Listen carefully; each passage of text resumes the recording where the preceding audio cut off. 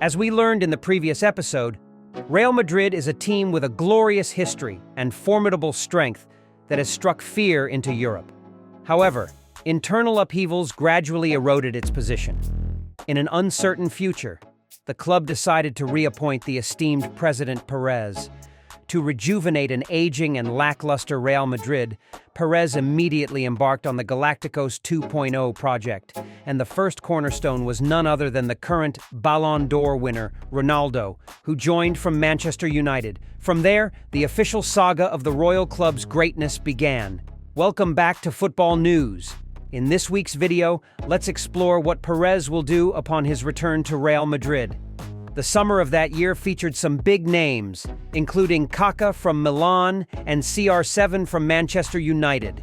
However, many reports suggested that former President Calderón was the driving force behind bringing CR7 to the Bernabeu, while Perez merely played a supporting role. Despite massive investments, Real Madrid's impressive numbers, such as finishing the season with 96 points, a record at the time, and having Ronaldo as the league's top scorer with 33 goals, still fell short of securing a title for the Royal Club. In La Liga, they settled for second place, while in the Champions League, they stumbled in the round of 16 against Lyon. Undeterred, Perez appointed the special one, Jose Mourinho, the following season. As expected, Mourinho overhauled the dressing room and instilled a fighting spirit in the players. They battled fiercely against a peak-era Barcelona in 2010.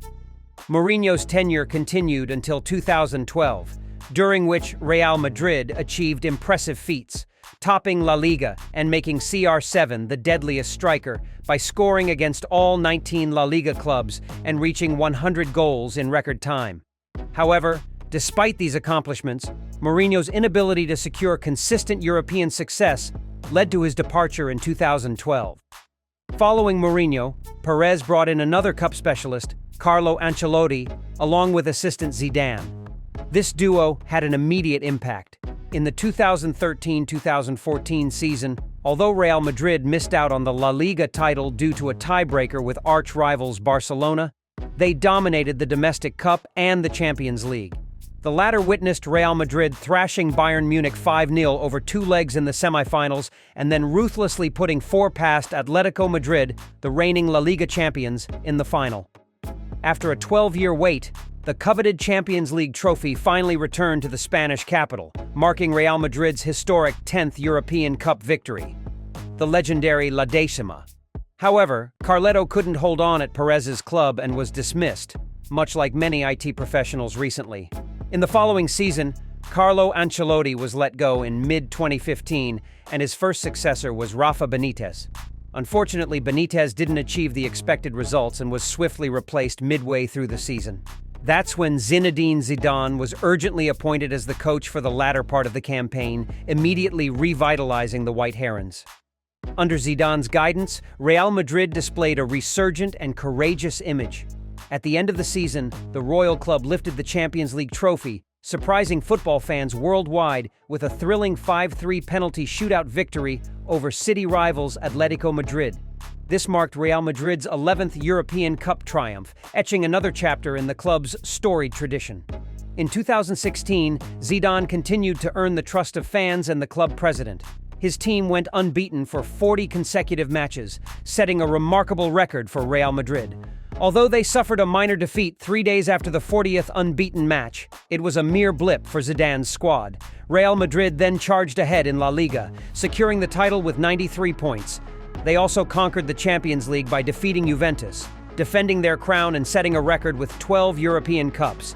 Notably, Real Madrid became the first club to successfully defend the Champions League title since the competition was renamed the UEFA Champions League. It was an unparalleled achievement in the modern era of European football. The following season was even more remarkable. Zidane led his team to a third consecutive Champions League victory, following a dramatic script akin to the previous year. Real Madrid became the first club in UEFA Champions League history to win 3 consecutive titles. However, while perched atop the pinnacle of fame, Zidane resigned, citing the need for change. Everyone understood the cold-blooded nature of Real Madrid's leadership. When a coach lacks titles or doesn't align with fan preferences, they faced the same fate as Capello. Zidane departed at that moment, ensuring his relationship with Real would end on a high note rather than a low one. In the same year, Cristiano Ronaldo, CR7, also left due to disagreements with President Perez. The departure of the revered coach and the club's top scorer marked the end of Perez's Galacticos 2.0 era.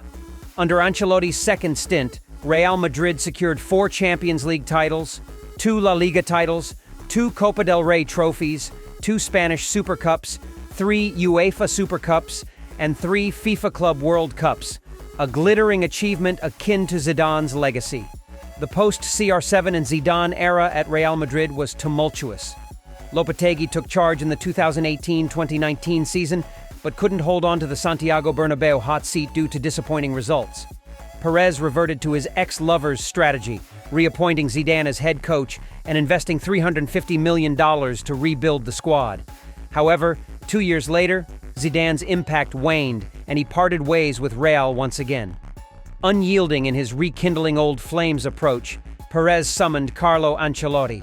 UEFA had required Ancelotti to retrain as a coach and renew his coaching license, despite his already illustrious career as one of Europe's most successful managers, laden with numerous Champions League triumphs. From then until now, Carletto has brought Real Madrid all the possible trophies: La Liga, the Champions League, Copa del Rey, Spanish Super Cup, UEFA Super Cup, and FIFA Club World Cup. However, perhaps the most remarkable achievement was winning the Champions League in his first season back as head coach, defeating Liverpool in the final. In that match, Real Madrid's dominance left the football world in awe. Liverpool played exceptionally well that year, earning widespread support. Over time, Real Madrid has undergone significant changes, especially considering President Perez's renowned Galacticos strategy. But let's first understand the club's operating principles and why Perez is omnipresent, seemingly controlling everything at Real. Many people mistakenly believe that Perez is the sole owner of Real Madrid. But in reality, the club operates like a socio model, similar to Barcelona. Only 4 Spanish clubs currently follow this model: Real, Barça, Osasuna, and Athletic Bilbao. Under this system, Real Madrid appears to have a democratic structure, but when Perez successfully employs strategies to win over the socios, he wields absolute power over the club's destiny. Regardless of whether Perez's methods are principled or cunning, no one can interfere. Only results and the team's performance matter. However, it's undeniable that Perez's calculated moves and high-stakes gambles have consistently yielded results, even in the long run. Another lesser-known aspect is that Real Madrid's presidents need an impressive CV, or rather, immense wealth. According to club regulations, incumbent presidents cannot call for capital like clubs operating under shareholder mechanisms, such as Manchester City or PSG. Instead, they must ensure 15% of annual revenue through secured assets. Considering Real Madrid's average annual revenue of around $700 million, you can quickly calculate how much Perez must return to the club each year. This regulation limits the club's leadership to a select group of super-wealthy individuals in the Spanish capital. Real's sports business relies entirely on core commercial activities, avoiding excessive leverage. When we look at this equation clearly, we understand why Perez has taken daring steps over the past few years, epitomized by the Galacticos strategy. With this approach, Real Madrid ensures both top-notch on-field performances and commercial appeal through stars like Figo, Beckham, and CR7. However, after nearly 3 decades of operation, this strategy has lost its sacred status as competitors, bolstered by oil money, have become increasingly formidable. Manchester City boasts Pep Guardiola's leadership and inherited a wealth of superstars and attractive attacking play. PSG, too, has assembled a star-studded squad rivaling Real's. As a result, Perez has initiated notable changes in recent years, especially after high-profile failures like the Hazard deal. Real Madrid's youth strategy has indeed undergone a transformation. Instead of solely relying on established stars, they now actively seek out young, high-potential talents who are relatively unknown on the global stage. 2 prime examples are Vinicius Jr. and Rodrigo. This shift in approach became evident around 2017 when Real Madrid's scouting team started making trips to Brazil.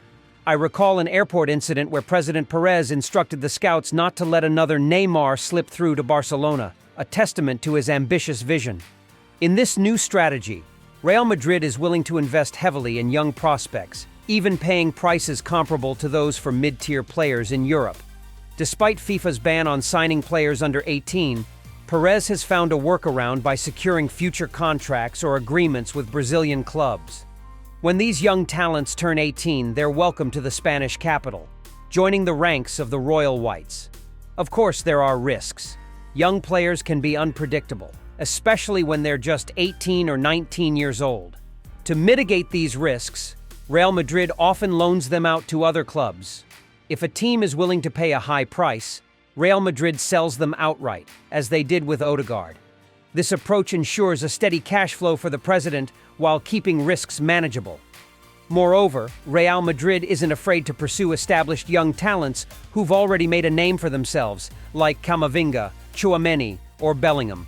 When such players are within reach, Real Madrid acts swiftly, creating an environment where they can thrive under the club's superstar development tactics. The most extreme example of this strategy is Endrick, a 16-year-old Brazilian talent.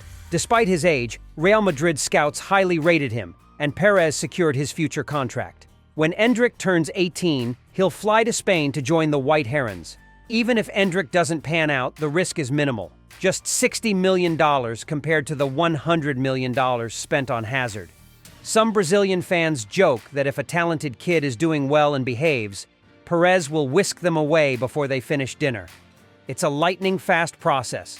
Real Madrid remains at the forefront of the Brazilian market, and this strategy will likely continue for years, building on the success stories of players like Vinicius Jr. As you can see, being the president of the Royal Club isn't straightforward. It requires both brains and money. Despite the mysteries and cold-blooded tactics behind the scenes, Real Madrid's achievements on the field, especially in the Champions League, speak for themselves.